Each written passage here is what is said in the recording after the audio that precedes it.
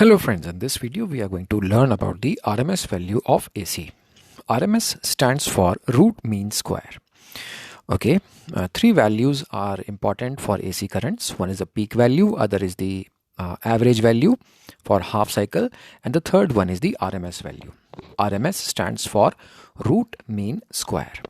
And whenever you are finding the RMS values of physical quantities, you are actually comparing those quantities on the basis of heat. So here also we will be basing our RMS value of electric current on the basis of heat. Read the definition first.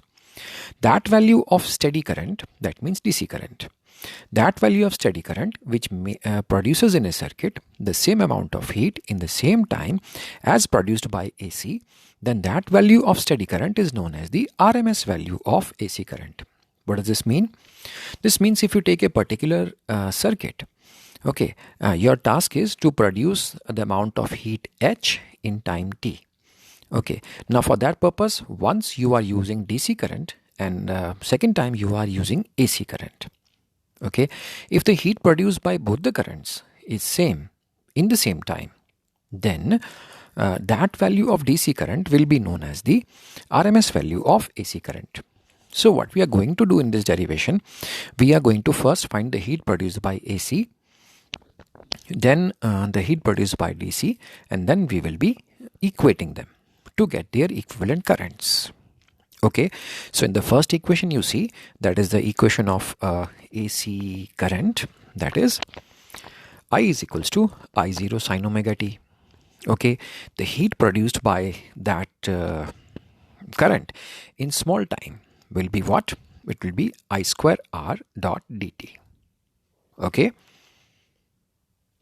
this is the equation of AC current. This is the heat produced in the small time, and this is the heat produced in the full cycle 0 to t. What we are doing to find the total heat produced, we are integrating it. Put the value of I, that is I0 sin omega t. Okay, now from here take the constant things out. I0 square will be constant and R will be constant, so both these things are kept out. Okay, now we have to carry out the integration of sin square omega t. Okay, because it is a squared function, integration cannot be carried out. So we convert it into linear function like this, 1 minus cos 2 omega t upon 2 omega. And then this 2 is also brought outside. Why? Because 2 is again a constant. Now, carrying out the integration separately. Integration of 1 will be this, and integration of cos 2 omega t. Okay, integration of the first integral is simply t, and for the second one it will be sine 2 omega t upon 2 omega. Alright, now see, in the next step, omega t equals to 2 pi, and sine 2 omega t will be equal to sine 4 pi, and sine 4 pi equals to 0. That means the value of this second bracket will be equal to 0, and this is what you get is the heat produced by AC current. Now calculating the heat produced by DC current. Okay, this is a very simple equation. Heat is equals to I square RT. Okay, so if suppose we are sending the steady current whose value is IV, then the heat produced in time T will be equal to this equation. And now comparing the heats produced by AC current and the heat produced by DC current in this equation. Okay, RT, RT. On the both sides they will cancel out. After cancellations, what do you get? I square by 2 is equals to IV square. Take the square root of both these. Take the square root of this. Sorry. Take the square root of this and the square root of this. What do you get is IV equals to I0 upon root 2. The value of 1 by root 2 is 0.707. So this will be the relation between RMS value and the peak value. Okay. So if you are given peak value and if you are asked to find the RMS value, just multiply that peak value by this number 0.707.